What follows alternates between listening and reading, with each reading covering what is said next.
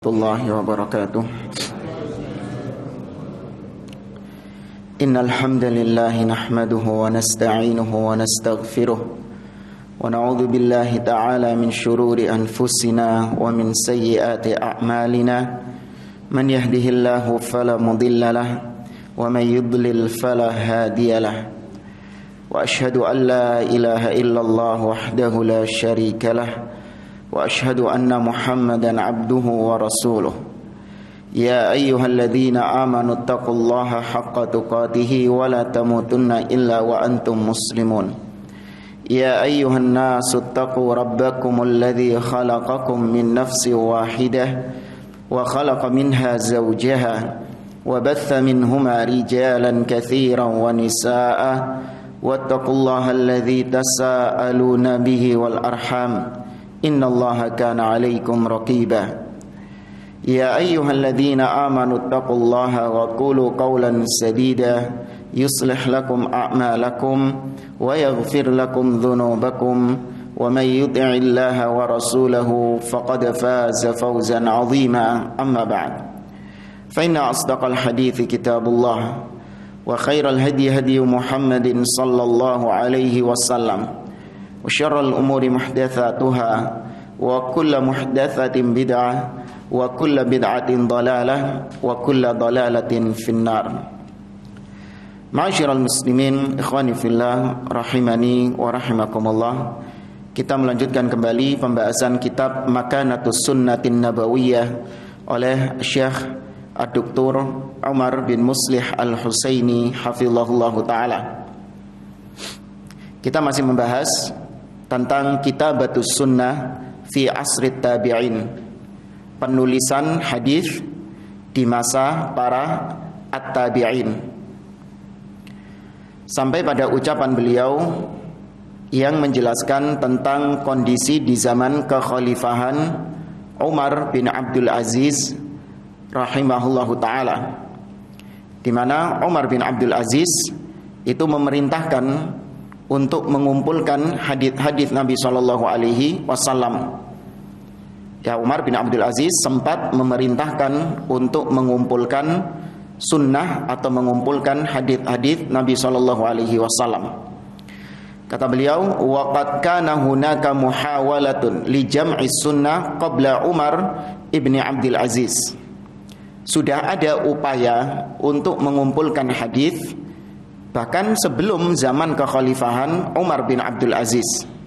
Wa hiya muhawalatu walidihi Abdul Aziz ibn Marwan, yaitu bapaknya Umar, namanya Abdul Aziz bin Marwan. Ya, sempat ada usaha, upaya, percobaan ya untuk mengumpulkan hadis Nabi sallallahu alaihi wasallam. Faqad rawa Al-Laits ibn Sa'ad an Yazid ibni Abi Habib atau Hubaib anna Abdul Aziz ibn Marwan kataba ila Kathirin bin Murrah al-Hadrami.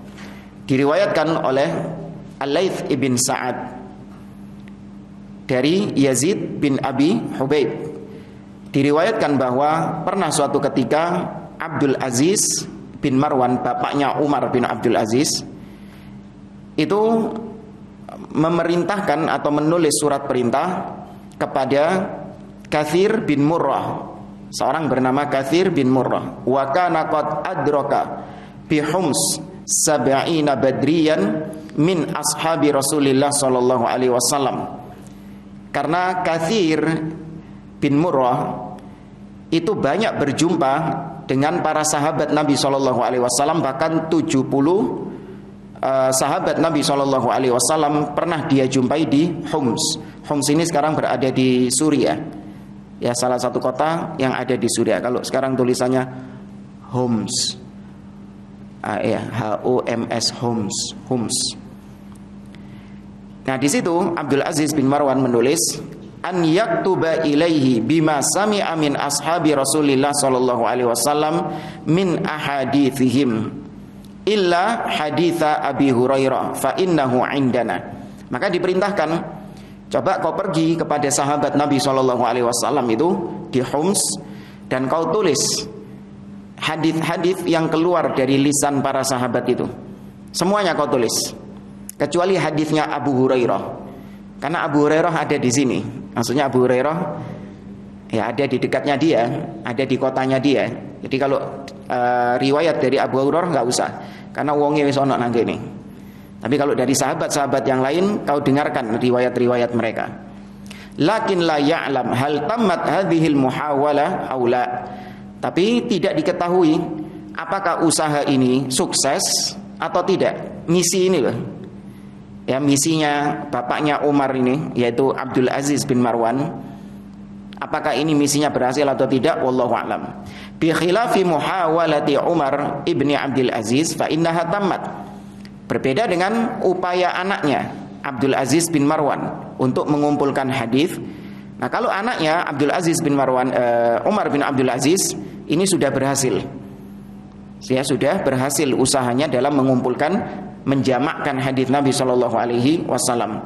Wa wazza'a ma jama'a fiha 'alal aqalim. Bahkan bukan cuma dikumpulkan dan disebarkan, ya disebarkan ke penjuru-penjuru negeri.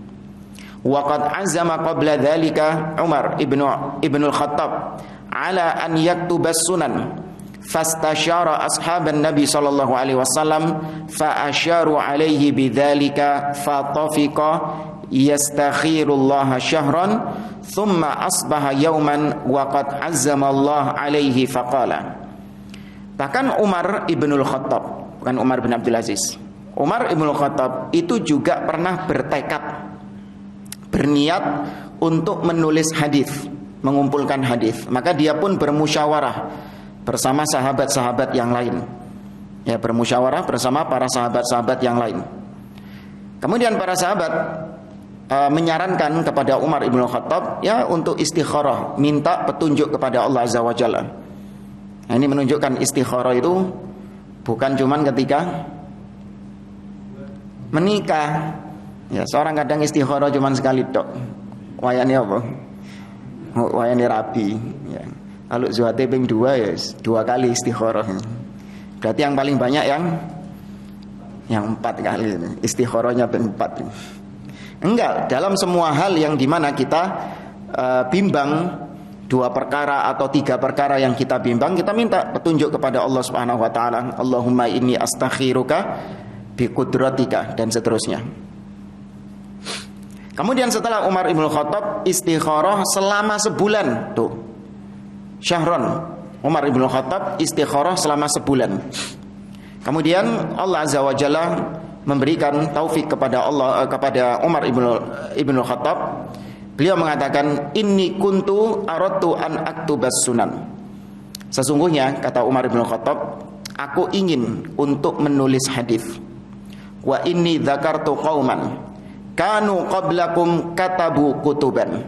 Tapi kemudian aku mengingat umat sebelum kalian, kaum sebelum kalian, ya mereka menulis tulisan-tulisan, fa'akabbu 'alaiha wa taraku kitaballah. Namun mereka justru lebih teliti, lebih tekun, lebih mendalami tulisan-tulisan hadis itu daripada kitabullah, yakni umat-umat ahlul kitab. Dan itu terjadi jamaah. Kalau dalam Yahudi ada 2 kitab suci mereka. Ya, Yahudi itu punya 2 kitab suci. Yang pertama adalah yang disebut dengan Tanakh. Tanakh ini ya bisa dikatakan istilahnya Taurat mereka lah. Ya, wahyu dari Tuhan langsung. Nah, sedangkan yang kedua namanya Talmud. Ya, yang pertama namanya Tanakh. Nah, Tanakh ini salah satu isinya adalah Taurat. Dan yang kedua namanya Talmud. Apa Talmud itu? Talmud itu awalnya adalah katanya ucapan Nabi Musa alaihi salam.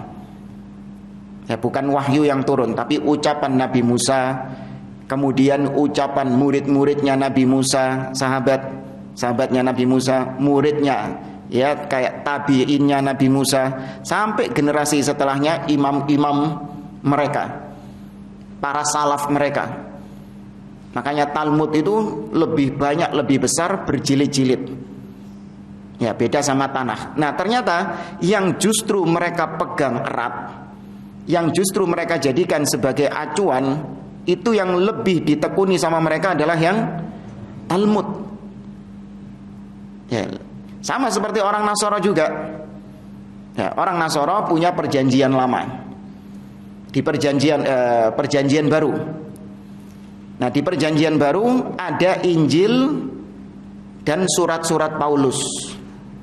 Ya, ada bagiannya Injil, ada bagiannya perjanjian baru itu ada Injil dan surat-surat Paulus. Injilnya ada 4 tok. Ya, Injil Matius, Injil Markus, Injil Lukas, Injil Yohanes. 4 tok. Nah, ini yang menceritakan tentang Nabi Isa versi mereka. Sedangkan perjanjian baru kebanyakan adalah isinya adalah ucapan-ucapannya Paulus, surat-suratnya Paulus, dan itu yang dijadikan pegangan sama mereka. Ya, ini kekhawatiran Umar ibn Khattab. Aku teringat kaum-kaum sebelum kalian, mereka menulis hadis-hadis itu. Cuman ternyata mereka lebih berpegang dengan hadis tadi. Maksudnya mereka lebih getu, nah, bahasa kita luwih getu ke hadis, sampai akhirnya meninggalkan kitabullah yang turun kepada mereka. Wa inni wallahi la ulbisu kitaballahi bi syai'in abadan, dan aku demi Allah tidak akan menutupi kitabullah dengan sesuatu apapun. Ini menulis hadis ya, bukan berarti Umar ibnu Khattab meniadakan hadis. Wis gak usah hadis, yang penting kitabullah. Enggak. Maksudnya yang dimaksud sama Umar ibnu Khattab ini apa? Menulis hadis. Adapun di zaman beliau hadis itu sudah ada, tapi dia apa kan? Dihafal. Yang sudah kita jelaskan itu. Hadis tetap juga dipakai sebagai ajaran acuan untuk menafsirkan Al-Quran, iya.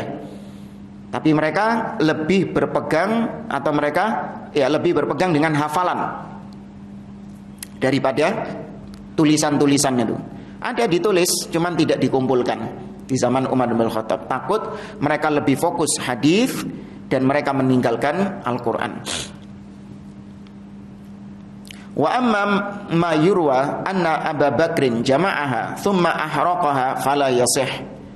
Adapun riwayat yang mengatakan bahwa sempat dahulu Khalifah Abu Bakar As-Siddiq pernah katanya mengumpulkan hadis Nabi SAW, kemudian diobong kabeh, dibakar semuanya. Maka kata beliau, ini kabar yang hoax, tidak sahih. Kama dzakara Adz-Dzahabi fi Tadhkiratil Huffaz, sebagaimana disebutkan oleh Al-Imam Adz-Dzahabi. Wabil jumlah, maka kesimpulan dari pembahasan ini, fa inna asra sahabati wat tabi'in yu'addu asra ta'sis li tadwinis sunnah.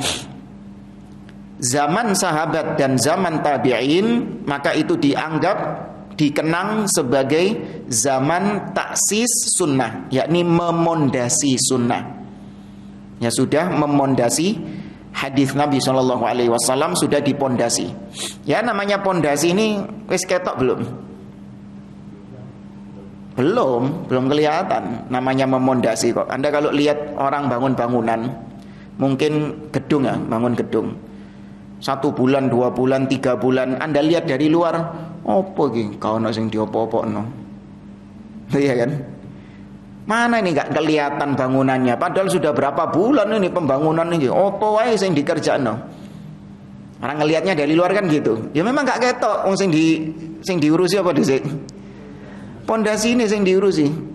Gak kelihatan orang luar, pikirnya tukangnya nganggur. Ya. Nanti baru kemudian setelah pondasinya jadi, baru kelihatan bangunannya. Maka di zaman sahabat itu memondasi. Fa'ala ma kataba fi zamanihim, yaitu dengan apa-apa yang sudah ditulis hadis-hadis itu di zaman sahabat dan tabi'in. Saya belum ono Sahih Bukhari ya. Sahih Bukhari ini, Sahih Muslim ini sudah dibangunannya pisan. Ya, adapun zaman sahabat masih memondasi. Kemudian kita lanjutkan ke al-matlabur rabi', subbab yang keempat, yaitu tatawur tadwinis sunnah ba'da dzalik. Semakin berkembangnya penyusunan sunnah, penyusunan hadis Nabi SAW setelah zaman sahabat dan tabi'in, semakin berkembang. Wa fil qarni tsani, dan pada abad kedua Hijriah, Ya, abad kedua Hijriah. Berarti kalau abad kedua Hijriah ini tahun ke 100 sekian. Ya, tahun ke 100 sekian. Bada'a zuhurut tasnif wa huwa tadwin al-murattab ala abwabin muayyana. Mulai ini di abad kedua Hijriah, mulai hadis itu disusun dengan tartib, dengan berurutan, diklasifikasikan sesuai dengan bab-babnya. Ini bab pembahasan tentang apa, ini bab tentang apa. Nah, itu mulai. Nek dhisik sadurunge nglumpuk dhisik ae. Insang ini berbicara tentang salat, hadis tentang akidah, hadis tentang iman, wis klumpukno dhisik kabeh. Nah, ini mulai di abad kedua mulai ditertibkan, disusun. Au bi tariqatin muayyanah, atau penyusunan hadis dengan metode-metode tertentu. Bi khilafi ma kana qabla dzalik fa huwa mujarrad tadwini fi kitabin jami' duna tartibin aw tasnif. Nah, berbeda dengan era sebelumnya yang sudah kita bahas kemarin. Kalau era sebelumnya ya cuman sekedar mengumpulkan, ya mengumpulkan, menulis, ya mulai memondasi, tidak ada urutan-urutannya, tidak diurutkan berdasarkan bab-babnya. Wa dhahara fi hadzal qarni anwa'un minal mu'allafatil haditsiyah. Nah, mulai di zaman ini mulai muncul mu'allafat, karya-karya hadis yang ditulis oleh para ulama-ulama di zaman itu. Mulai ini yang mengumpulkan hadis, mengeluarkan karya-karya kitab-kitab hadisnya. Seperti kitab-kitab al-musannafat, seperti musannaf Abdur Razzaq misalnya, Musannaf Abdur Razzaq, atau kitab-kitab al-jawami' kajami' Sufyan ats-Tsauri wa Waqi', seperti kitab jami' yang disusun oleh al-Imam Sufyan ats-Tsauri rahimahullah taala, atau Waqi' Ibnul Jarrah, gurunya al-Syafi'i. Wal muwatta'at ka muwatta' Malik, atau kitab muwatta' seperti muwatta'nya Imam Malik rahimahullah. Wabnu Abi Dhi'b, wabni Abi Dhi'b. Wal ghalib fi hadhihi al-musannafat an yujma' fiha ma'a ahaditsin Nabi sallallahu alaihi wasallam aqwalus sahabati wat tabi'in. Nah, kebanyakan karya-karya hadis yang ada di era ini itu mengumpulkan antara hadis Nabi Shallallahu Alaihi Wasallam dengan ucapan para sahabat. Dikumpulkan semuanya, ucapan Nabi dengan ucapan sahabat. Washtahara bitasnif fi hadzal qarn adadun kabirun min ahlil ilm. Dan di era ini ada banyak sekali ulama-ulama yang dikenal sebagai ulama-ulama yang menulis karya-karya hadis. Ya, kita sebutkan sebagiannya. Di Mekah ada Abdul Malik bin Abdul Aziz, kemudian di Madinah ada Imam Malik bin Anas, kemudian di Basrah ada Sa'id, ada Hamad bin Salamah bin Dinar, kemudian di Kufah ada Sufyan ats-Tsauri, Waqi' Ibnul Jarrah tadi, di Mesir ada Al-Laits bin Sa'ad, di Khurasan ya Persia ada Abdullah Ibnul Mubarak, kemudian di Yaman ada Ma'mar bin Rashid dan Abdur Razzaq As-San'ani. Ya, ini di abad kedua. Kemudian masuk wafil qarni tsalits, di abad yang ketiga, tuwsi'a fit tadwin wa dhaharat anwa'un minal musannafatil haditsiyah kama istamarrat tasnif fil anwa' allati dhaharat fil qarni tsani. Masih terus berkembang penyusunan hadis, masih muncul terus menerus karya-karya hadis, kumpulan-kumpulan hadis seperti abad kedua sebelumnya.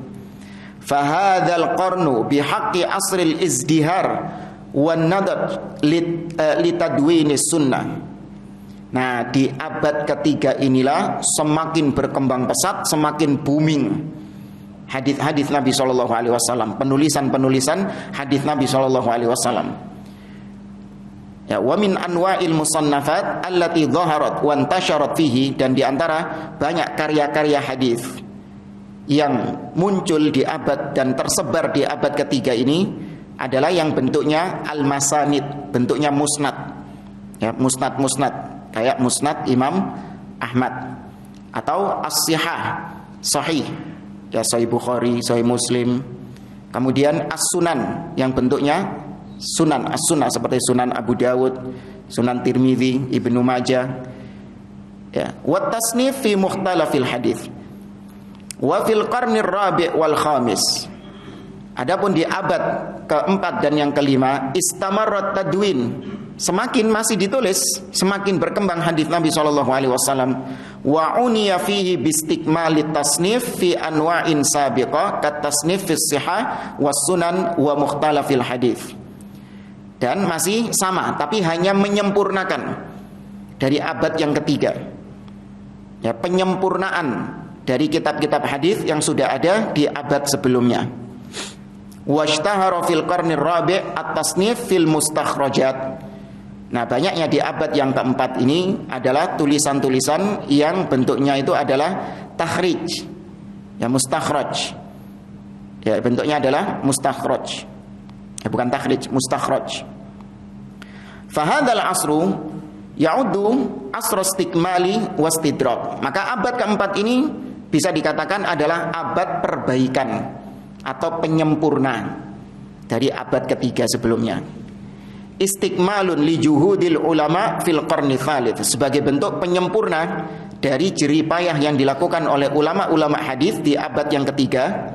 Wastidraku ba'di ma fatahum fi tasanifihim, dan juga sebagai perbaikan dari kitab-kitab yang sudah ada sebelumnya yang tidak dicantumkan atau yang kurang atau ada yang miss, hadits-hadits yang ya ada yang miss, terpotong. Nah, itu baru diperbaiki di abad keempat. Wa fi khitami hadzal aradil mujiz litadwinis sunnah fi asrir riwayah atau riwayah yunabbah ala umurin. Nah, di akhir pembahasan tentang era ini, maka beliau ingin mengingatkan beberapa poin penting, kesimpulan dari era-era yang sudah kita sampaikan, abad pertama, abad kedua, dan seterusnya. Yang pertama, itsbatun anna kitabatas sunnah wujidat fi zamanin Nabi sallallahu alaihi wasallam. Ya, dari semua yang sudah kita pelajari dari pembahasan-pembahasan sebelumnya, bahwa ditetapkan penulisan hadis Nabi sallallahu alaihi wasallam itu sudah ada di zaman Rasulullah sallallahu alaihi wasallam. Wa fi zamani ashabihi ba'da dzalik. Terus penulisan hadis masih tetap dilakukan di zaman setelahnya, yaitu zaman sahabat. Wa tawassa'a fiha fi zamanit tabi'in washtaddatil hajatu ilaiha fi zamani atba'it tabi'in. Sama, zaman tabi'in semakin butuh, semakin mendesak untuk dituliskannya hadis Nabi sallallahu alaihi wasallam.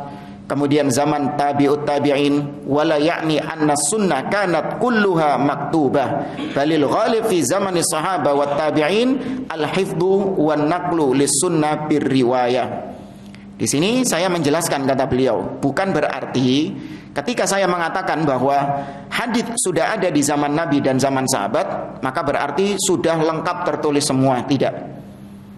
Yang kita maksudkan di sini sudah ada yang menulis hadis, meskipun kebanyakan sahabat dan tabi'in itu masih memegang hadis dengan cara apa? Hafalan. Ya. Yang dibahas wis ono tulisan itu. Sudah ada yang menulis, merekord.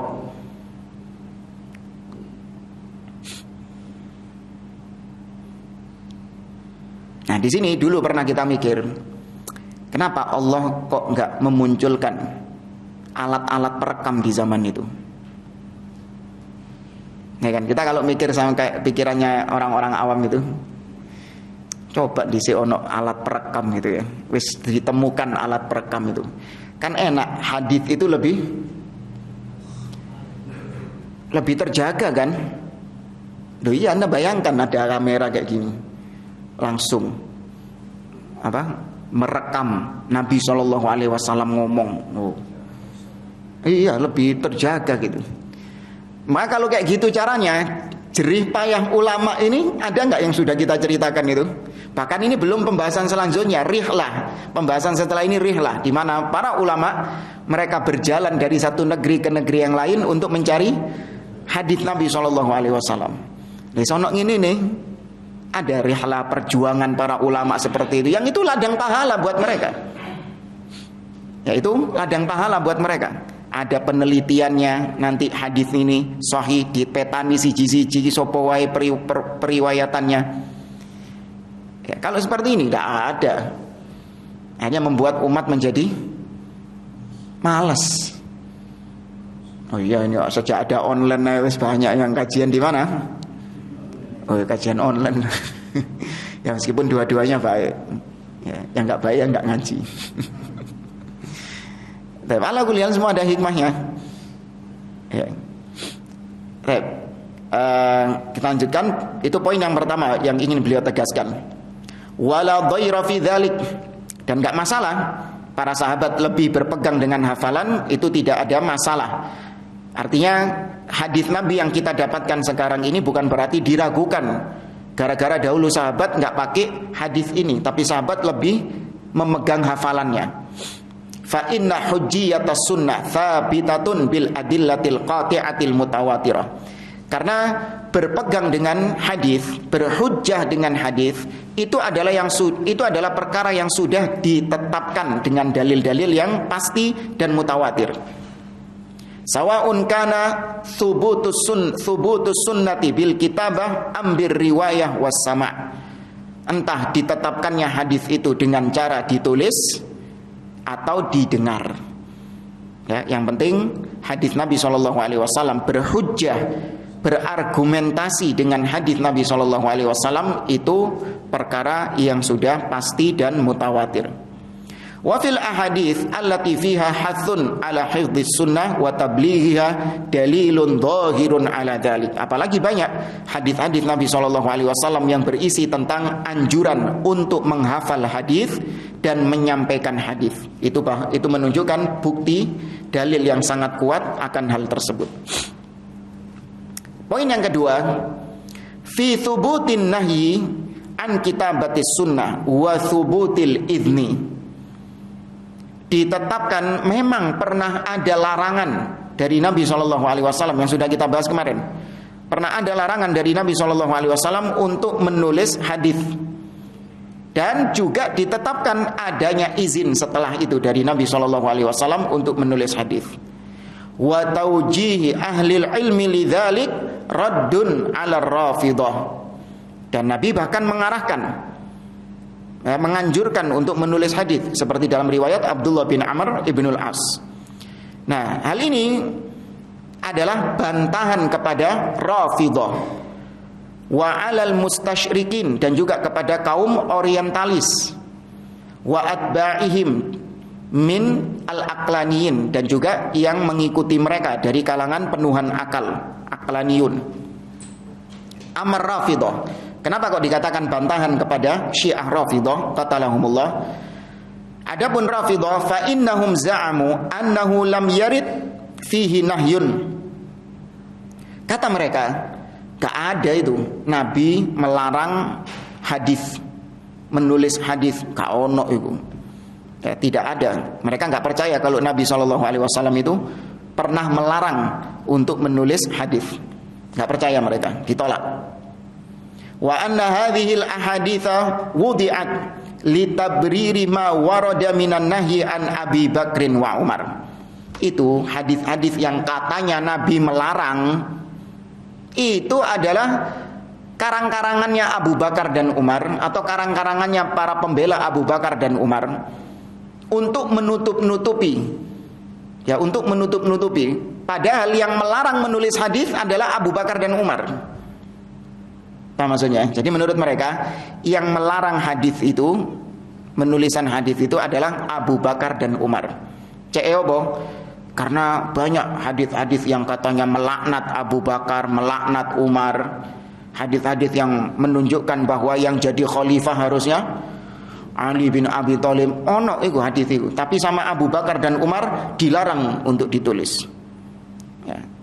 Nah, tapi pakai alasan Nabi yang melarang menulis hadis. Nah, itu karangan-karangan mereka sendiri. Jari siapa? Syiah Rafidhah. Ya, kata mereka seperti itu. Ya.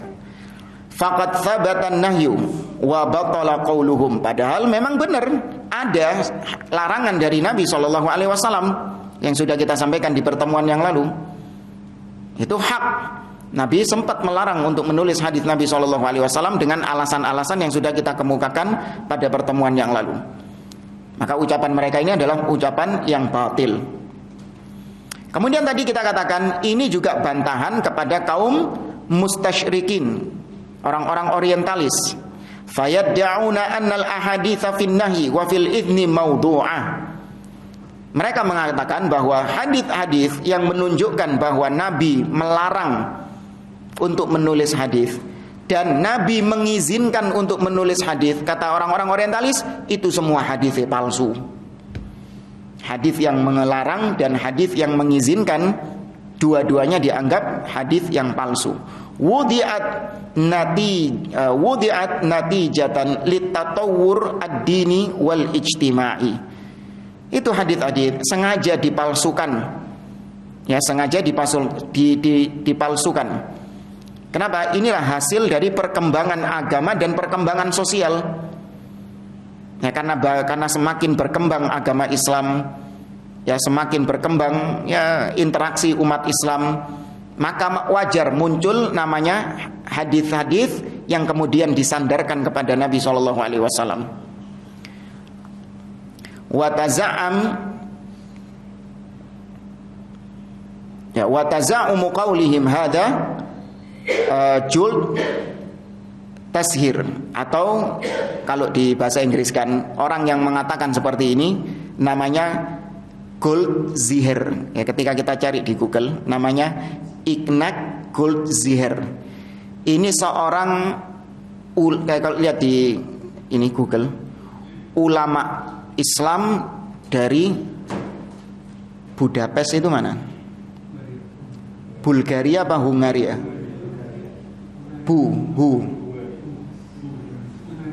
Ya, iya, Hungari. Anda melihat nanti Goldziher. Ono foto nih wong ini. Ya, orang-orang orientalis ini. Ya, ulama, tulisannya scholar, ulama dari Budapest, mati tahun 1921. Amma man tabi'ahum minal aqlaniyin faqad za'amu anna nahya nasikhun lil idni. Adapun dari kalangan cendekiawan kalau bahasa kita ini, cendekiawan, maka mereka menganggap bahwa larangan Nabi itu menasakh izin Nabi. Jadi ini antum fokus coba. Jadi awalnya Nabi mengizinkan untuk menulis hadis, terus abis gitu Nabi melarang. Padahal sing bener, melarang dulu baru kemudian mengizinkan. Itu yang ada pendapat ulama. Lagi diwalik, kata mereka, enggak, diizinno dhisik baru mari ngono dilarang. Wa anna sababan nahi hatta la taj'al al ahadits syari'atan wa dinan kal Qur'an.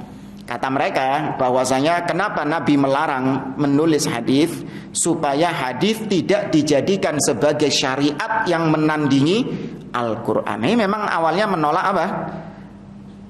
Hadis. Ya, tujuan mereka adalah untuk menolak hadis, cukup dengan Quran saja. Karena anggapan mereka nggak bisa hadis ini berdiri sendiri untuk menetapkan suatu hukum di dalam agama. Kata mereka gitu, nggak bisa. Harus ada pendampingnya dari Quran. Nggak boleh hadis ini berdiri sendiri untuk menetapkan akidah. Harus ada pendampingnya dari Al-Quran. Kalau Al-Quran nyinggung, kemudian hadis juga nyinggung, itu baru kita pakai hadisnya. Tapi kalau Al-Quran nggak menyinggung, hanya hadis yang sendirian, nggak bisa, kata mereka. Ini namanya menandingi Al-Quran, membuat syariat yang menandingi Al-Quran. Kata mereka loh, sesat ini. Padahal bisa nggak hadis berdiri sendiri? Bahkan kata Imam Al-Barbahari, as-sunnah atau Al-Quran ahwaju ila sunnah minas sunnah ilal Quran. Ya, meskipun banyak sebagian orang berat dengan ucapan ini, yaitu kata Imam Al-Barbahari rahimahullah, Quran lebih membutuhkan sunnah daripada sunnah membutuhkan Al-Quran. Apa maksudnya? Al-Quran lebih membutuhkan sunnah hadis daripada sunnah membutuhkan Al-Quran, dan itu hak. Ya, Al-Quran butuh dengan sunnah.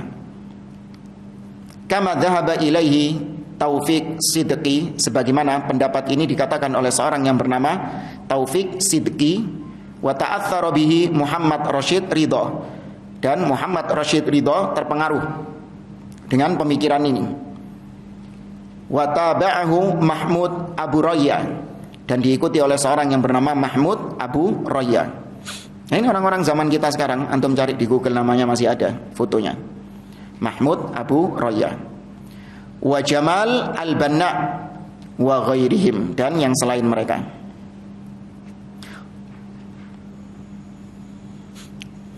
Kata beliau, wa qad taqaddama tawjihu ahli al-ilmi lin-nahyi wa lam yunqal an ahadin anna an-nahya nasikhun lil idni bal istaqarra al-amru wa aqada al-ijma' ala jawazil kitabah. Padahal sudah kita jelaskan pada pertemuan yang lalu bahwasanya para ulama menyebutkan tentang larangan menulis hadis itu adalah didahulukan baru kemudian diizinkan. Ya, dilarang dulu baru kemudian diizinkan. Setelah itu para ulama ijma' sepakat tentang bolehnya menulis hadis Nabi SAW. Ya, dulu memang sempat ada khilaf tentang larangan menulis dan dibolehkannya menulis. Ini sempat ada khilaf. Nabi ini ngelarang atau membolehkan sih? Tapi kemudian setelah itu terjadi ijma', kesepakatan. Para ulama semua sepakat. Bahkan yang dulu menganggap gak boleh menulis hadis juga sama-sama sepakat bolehnya menulis hadis Nabi SAW. Dan ijma' itu dalil bukan? Dalil. Ya, ijma' itu dalil. Karena Nabi SAW mengatakan, la tajtami' ummati ala dhalalah. Umatku tidak akan mungkin bersepakat di atas kesesatan. Yang ketiga, pelajaran yang ketiga, idza ta'ammalta ma katabahu a'da'us sunnah fi hadzal babi bab tadwiniha wa ta'ammalta ma katabahu ahlul ilm fihi yadhhar laka jaliyan ma qalahu salaf. Kalau Anda renungkan tentang apa yang ditulis oleh para musuh-musuh sunnah, ya sudah kita sebutkan musuh-musuh sunnah tadi siapa? Rafidhah dan Qur'aniyun, ya, mustasyrikun, orang orientalis tadi, aqlaniyun. Ya. Kalau Anda perhatikan apa yang ditulis oleh para musuh-musuh sunnah dalam masalah ini, yaitu masalah tadwin hadis, penyusunan hadis, dan Anda bandingkan tulisan mereka dengan tulisan para ulama-ulama ahlus sunnah, maka sangat nampak atas kalian ucapan bijak dari para salaf. Ya, ucapan ini dinisbatkan kepada Waqi'. Ya, ucapan ini dinisbatkan kepada Waqi' Ibnul Jarrah, gurunya Imam Asy-Syafi'i.